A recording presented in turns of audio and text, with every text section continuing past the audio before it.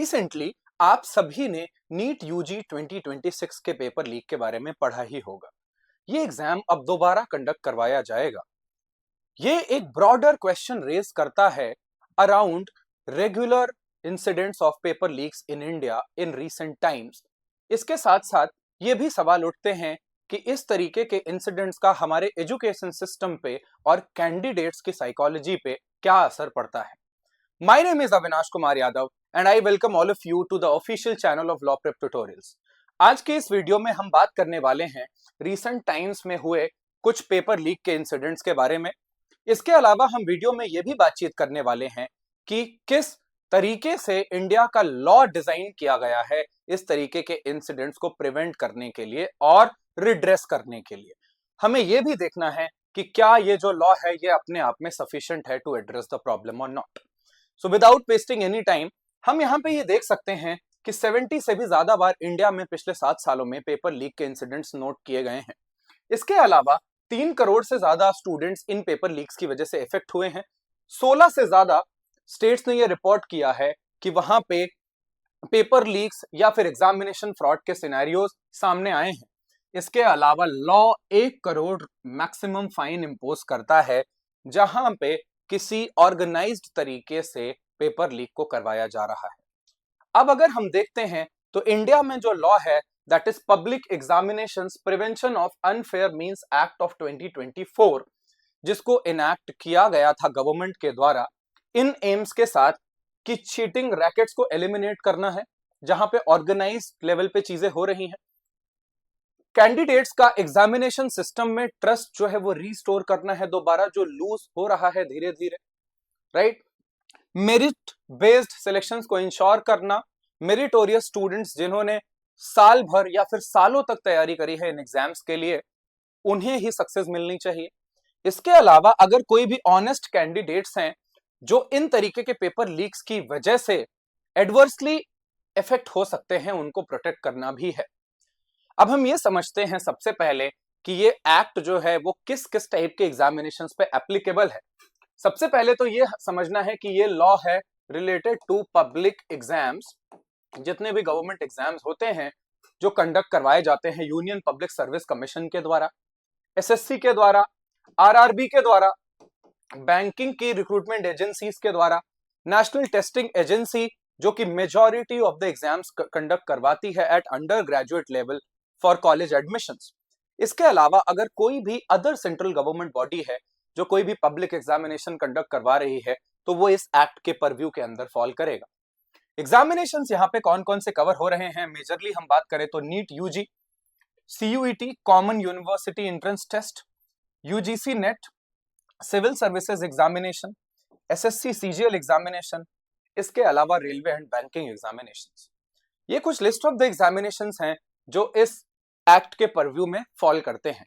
यह एक्ट हमारा इसलिए ये भी इंपॉर्टेंट हो जाता है क्योंकि ये ऑलरेडी आपके क्लैट एग्जाम में लीगल रीजनिंग में आपसे पूछा जा चुका है पहले भी। So that is why the students need to focus more on this topic as well. Unfair means के डेफिनेशन के अंदर इस लॉ के हिसाब से क्या क्या आता है इसको समझने की कोशिश करते हैं। किसी तरीके का पेपर लीक या फिर अनऑथराइज्ड एक्सेस, पेपर का एक्सेस किसी गलत तरीके से मिलना एग्जामिनेशन सेंटर से पहले, फेक कैंडिडेट्स का होना कि एक ही जगह पे बी एग्जाम दे रहा है जाकर के, इस तरीके के सिनेरियोस, आंसर कीज डिस्ट्रीब्यूट होना, ओएमआर के साथ किसी भी तरीके के साथ टैंपर करना या फिर किसी डिजिटल सिस्टम के साथ किसी भी तरीके की छेड़छाड़ करना, सॉल्वर गैंग की मदद लेना, बेसिकली जहां पे एक ऑर्गेनाइज तरीके से बहुत सारे लोग मिल करके एक पेपर को सॉल्व कर रहे हैं, इलेक्ट्रॉनिक डिवाइसेस की मदद से चीटिंग करना, या फिर दूसरा किसी भी तरीके से फ्रॉडुलेंट एग्जामिनेशन कंडक्ट। ये सारे के सारे जो एक्ट्स हैं वो इस लॉ के हिसाब से अनफेयर मींस के अंदर फॉल करते हैं। अगर हम यहाँ पे देखें पनिशमेंट के बारे में क्या प्रोविजंस बनाए गए हैं, सबसे पहले हम देख सकते हैं जहां एक कोई इंडिविजुअल इंगेज करेगा किसी भी एक्टिविटी के अंदर जिसको अनफेयर मींस माना जा रहा है, उसको 3 साल से लेकर के 5 साल तक की इंप्रिजनमेंट यानी जेल टर्म दिया जा सकता है। इसके साथ साथ 10 लाख रुपए तक का फाइन भी इंपोज किया जा सकता है। इसके साथ साथ ही प्रॉपर्टी सीजर के भी प्रावधान यहाँ पे या प्रोविजंस बनाए गए हैं इस लॉ के अंदर। ये सिर्फ इंडिविजुअल्स के बारे में बात हो रही थी, जहां पे कोई एक ऑर्गेनाइज्ड गैंग इस तरीके के मैकेनिज्म को बना रही है या पार्टिसिपेट कर रही है, या फिर कोई इंस्टीट्यूशन इन्वॉल्व हो रहा है इसके अंदर और कोई भी ऐसा एक्ट कर रहा है जो अनफेयर मींस के अंदर फॉल करेगा, वहां पे 5 साल से लेकर के 10 साल की सजा का प्रोविजन बनाया गया है। और ऐसे इंस्टीट्यूशंस या ऐसे ऑर्गेनाइज्ड गैंग्स के अगेंस्ट 1 करोड़ रुपए तक का फाइन लगाया जा सकता है, जिसके अंदर कोचिंग इंस्टीट्यूट्स को भी इंक्लूड किया गया है। ये जो ऑफेंस है ये कॉग्निजेबल है एंड ये नॉन बेलेबल है। इसका मतलब यहाँ पे ये होता है कि ऐसे केसेस में पुलिस बिना वारंट के भी अरेस्ट कर सकती है and bail is not easily granted and it is not a matter of right in such cases. अब हम समझते हैं कुछ ऐसे रिसेंट इंसिडेंट्स जो हुए हैं पेपर लीक के इंडिया में। सबसे पहले अगर हम देखते हैं तो इंडिया में one of the most infamous cases, अगर व्यापम स्कैम या व्यापम घोटाले के बारे में बात करते हैं, 2013 के अराउंड इंडिया का सबसे बड़ा एग्जामिनेशन फ्रॉड, जो कि एक मल्टी ईयर कॉन्स्पिरेसी थी बहुत सालों तक, जिसमें बहुत सारे पॉलिटिशियंस, ऑफिशियल्स या ऑर्गेनाइज सॉल्वर गैंग्स इन्वॉल्व थे। इसने मेडिकल एंट्रेंस को इफेक्ट किया, जहां पे बहुत सारे लार्ज लेवल पे सॉल्वर गैंग्स क्या कर रहे थे, इंगेज थे इस केस में, और बहुत सारे इलीगल एडमिशंस और जॉब अपॉर्चुनिटीज को सस्पेक्ट किया गया। और यहाँ पे अगर हम देखें तो अल्टीमेटली जो भी लोग इसके अंदर इन्वॉल्व थे, आप सारे लोग देख सकते हैं, उनको यहाँ पे क्या किया गया, उनको आइडेंटिफाई किया गया है यहाँ पे। और बहुत सारे ऐसे भी इंस्टेंसेस यहाँ पे रिपोर्ट करे गए जहां पे फेक कैंडिडेट्स ने एग्जाम लिखे। इस केस से रिलेटेड बहुत सारी डेट्स भी हैं जिनको आइडेंटिफाई किया गया एंड फाइनली सुप्रीम कोर्ट ने जो जांच है उसको सीबीआई को ट्रांसफर कर दिया। एआईपीएमटी के बारे में अगर हम बात करते हैं, जो इंडिया में पहले मेडिकल लेवल मेडिकल फील्ड में यूजी के लेवल पे एग्जाम कंडक्ट करवाया जाता था 2015 में, जिसके लिंक्स हरियाणा और बिहार से बताए जा रहे हैं। वहां पे अगर हम देखें तो सबसे पहले आंसर्स ट्रांसमिट किए गए थे हिडन ब्लूटूथ गैजेट्स के थ्रू। ऑर्गेनाइज चीटिंग यहाँ पे करी जा रही थी, और जैसा मैंने आपको बताया हरियाणा और बिहार से इसके कनेक्शंस निकल करके आते हैं। सुप्रीम कोर्ट ने पूरे एग्जाम को कैंसिल कर दिया, और इस केस ने ये बात हाईलाइट करी कि आज के समय में टेक्नोलॉजी का किस तरीके से मिसयूज किया जा सकता है पेपर लीक्स या फिर इस तरीके की एक्टिविटीज के बारे में अगर हम बात करें तो।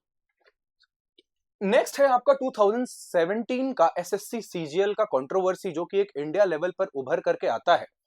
यहाँ पे स्टूडेंट्स ने क्वेश्चन पेपर्स को ऑनलाइन लीक होने का आरोप लगाया। इस केस में गवर्नमेंट ने यहाँ पे भी सीबीआई इन्वेस्टिगेशन का ऑर्डर दिया। बहुत ही मास लेवल पर प्रोटेस्ट हुए, क्योंकि बहुत ही एक बड़े नंबर ऑफ स्टूडेंट्स ने इस एग्जाम के अंदर पार्टिसिपेट किया था। इसके अलावा इसने बहुत ही ज्यादा एक सीरियस क्वेश्चन रेज किया related to online exams in India. अब यहाँ ओवरऑल जो प्रोसीजर में लैक ऑफ ट्रांसपेरेंसी है, इसको भी बहुत ज्यादा क्रिटिसाइज किया गया इस एग्जाम में। 2018 में सीबीएसई पेपर लीक भी एक बहुत ही इंपॉर्टेंट इंसिडेंट था जो हमें यहाँ पे देखने को मिलता है, जहां पे क्लास 10th के मैथ्स और क्लास 12th के इकोनॉमिक पेपर्स को लीक कर दिया गया। ये मेनली हुआ था, अगर हम देखें तो ये व्हाट्सएप के थ्रू मेनली हुआ था, और ये भी एक डिजिटल मिसयूज का केस है। यहाँ पे भी एग्जाम्स को रिकंडक्ट करवाया गया था, और ये केस हाईलाइट करता है कि किस तरीके से इवन स्कूल लेवल एग्जाम्स भी इम्यून नहीं हैं पेपर लीक्स या फिर एग्जामिनेशन फ्रॉड से। रीट पेपर लीक के बारे में अगर हम बात करते हैं राजस्थान से, 2021 में राजस्थान टीचिंग एलिजिबिलिटी टेस्ट जो है टीचर्स के लिए, the name is Rajasthan eligibility examination for teachers exam. यहाँ पे बेसिकली हम देखें तो यहाँ पे भी क्वेश्चन पेपर लीक होने का आरोप लगाया गया एग्जामिनेशन डेट से पहले ही। ये एक बहुत ही बड़ी पॉलिटिकल कंट्रोवर्सी बन करके उभरती है। अगर हम देखते हैं तो कोचिंग सेंटर्स जो भी यहाँ सस्पेक्ट किए गए थे, वहां पे इन एग्जामिनेशन पेपर्स को या फिर कीज को डिस्ट्रीब्यूट किया गया था। गवर्नमेंट दोबारा यहाँ पे एग्जामिनेशन करवाती है और बहुत सारे अरेस्ट फाइनली किए जाते हैं इस केस में। अगर हम इसके बाद बात करते हैं तो BPSC, that is Bihar public service commission 67th जो प्रीलिम्स एग्जाम है उसके लीक के बारे में। पेपर बहुत ही जल्दी व्हाट्सएप ग्रुप्स के थ्रू एग्जाम से पहले ही सर्कुलेट कर दिया जाता है। बीपीएससी के तरफ एस्पिरेंट्स का जो ट्रस्ट होता है वो कंप्लीटली ब्रीच हो जाता है, ब्रेक हो जाता है इस एग्जाम की वजह से। और अगर ये जो पेपर है ये बहुत ही जल्दी सोशल मीडिया प्लेटफॉर्म्स पे भी आ जाता है और ये इंसिडेंट भी हाईलाइट कर दिया जाता है, बीपीएससी एग्जाम को कैंसिल कर देते हैं फाइनली। और यहाँ पे अगर हम लोग देखते हैं तो ये सोशल मीडिया के रोल को भी हाईलाइट करता है कि किस तरीके से, जिस तरीके से अभी रिसेंटली नीट एग्जाम में इस पूरे इंसिडेंट को हाईलाइट करने में सोशल मीडिया का एक इंपॉर्टेंट रोल रहा है, उसी तरीके से यहां पे भी हम देख सकते हैं। अब NEET UG controversy 2024 another very important recent times में, इनफैक्ट बहुत ही मेजर।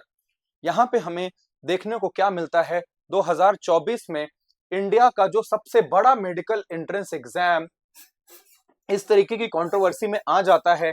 20 से भी ज्यादा लोग इससे डायरेक्टली इंपैक्ट हुए। यहाँ पे ग्रेस मार्क्स जो दिए गए उसकी इरेगुलरिटी को भी हाईलाइट किया गया यहाँ पे। इसके अलावा कुछ जले हुए पेपर्स भी एग्जामिनेशन सेंटर्स के बाहर से रिकवर किए गए और बहुत सारे पिटिशंस इस केस में फाइल किए गए। यहाँ पे बिहार बेस्ड एक चीटिंग नेटवर्क के बारे में भी सस्पिशन रेस किया गया था और ये एक ऐसा इवेंट था जहां पे नेशनल टेस्टिंग एजेंसी की क्रेडिबिलिटी के ऊपर सवाल उठाए गए या क्वेश्चन उठाए गए। 2024 में यूजीसी नेट एग्जाम जो कि कंडक्ट करवाया जाता है इंडिया में, जो as an eligibility test for professorship in India, इस एग्जाम को एक दिन बाद कैंसिल कर दिया गया just after it was conducted. और ये सेम ही वीक में होता है जब नीट यूजी कंट्रोवर्सी होती है, तो ये एक बहुत ही बड़ा एक पॉलिटिकल इशू भी बन जाता है साथ में, जिसकी वजह से यहाँ पे सीबीआई इन्वेस्टिगेशन हमें देखने के लिए मिलती है। इसके अलावा यहाँ पे क्लियर कट इंसिडेंट्स देखने को मिले जिससे ये बात पता चली कि यूजीसी नेट का पेपर कॉम्प्रोमाइज हो चुका था। 2024 में ही यूपी पुलिस कांस्टेबल एग्जाम में भी हमें, जहां पे 48 लाख कैंडिडेट्स एग्जाम में अपियर हुए, वहां पे भी हमें इस तरीके का इंसिडेंट देखने को मिला, जिसकी वजह से यूपी में बहुत ही बड़े मैसिव लेवल पर प्रोटेस्ट आपको देखने को मिल सकते हैं। यहाँ पे एग्जामिनेशन को कैंसिल कर दिया गया और इसके साथ साथ ही एक स्पेशल टास्क फोर्स जांच करने के लिए लॉन्च करी गई। ये भी एक सिनेरियो डेमोन्स्ट्रेट करता है कि किस तरीके से जहां पे अप्रोक्सीमेटली 50 लाख स्टूडेंट्स इन्वॉल्व हैं, वहां पर भी इस तरीके के पेपर लीक के चांसेस हमें देखने को मिलते हैं। Similarly UP RO examination leak of 2024 review officer and assistant review officer के एग्जाम्स, जिस दिन एग्जाम हुआ उसी दिन आरोप लगाए जाते हैं कि पेपर लीक हो चुका है। और ये यूपी में दूसरा मेजर पेपर लीक का सिनेरियो था, जैसा मैंने आपको बताया यूपी कांस्टेबल एग्जाम से पहले, राइट। अब यहां पे देखें तो बहुत ज्यादा पब्लिक क्रिटिसिज्म और प्रोटेस्ट की वजह से इस एग्जाम को भी कैंसिल कर दिया जाता है। अब रीसेंट इंसिडेंट जो है अराउंड नीट यूजी 2026, आप सारे लोग ही अवेलेबल हैं, आप सारे लोग ही अवेयर हैं किस तरीके से आपने देखा। वो भी एक बहुत ही ज्यादा आज के समय में एक ऐसे सिनेरियो को रिप्रेजेंट करता है जब एक कानून एग्जिस्ट करता है, अनफेयर मींस एक्ट 2024, उसके बाद भी वो सफिशिएंट नहीं है इस तरीके के इंसिडेंट्स को रोकने में। अब ये समझते हैं कि पेपर लीक्स बेसिकली होते कैसे हैं।